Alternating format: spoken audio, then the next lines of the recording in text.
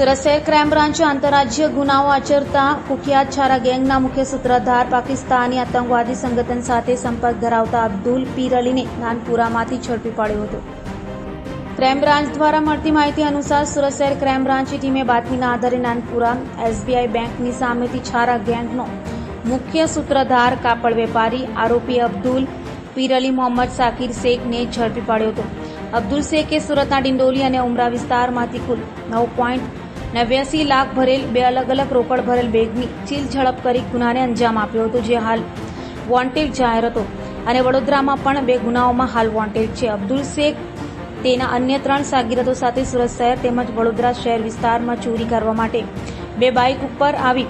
તે બાઇકમાં number plate ખોટી લગાડીને શહેર વિસ્તારોમાં રેકી કરી રોડ પર જ જતા રાહદારીઓના ચેઇન સ્નેચિંગ તેમજ બેગ લિફ્ટિંગના ગુનાઓ આચરતા હતા. ભૂતકાળમાં આરોપી અબ્દુલ શેખ વિરુદ્ધ વર્ષ 2002માં અમદાવાદ વેજલપુર પોલીસ સ્ટેશનમાં રમખાણો દરમિયાન ગુનો નોંધાયો હતો, તેમાં પકડાયો હતો તથા વર્ષ 2006માં એટીએસ અમદાવાદમાં પાકિસ્તાનમાં રહેતા જૈશ એ મોહમ્મદ સાથે સંપર્કમાં રહીને ભારત દેશ વિરોધી પ્રવૃત્તિમાં સંડોવાયેલ હોવાનો ગુનો નોંધાયો હતો તથા અમદાવાદમાં અલગ અલગ 4 ગુના નોંધાયા હતા. તેમજ જૂનાગઢ તેમજ ભુજમાં મળી કુલ 3 વાર પાસા હેઠળ અટકાયત કરવામાં આવી હતી.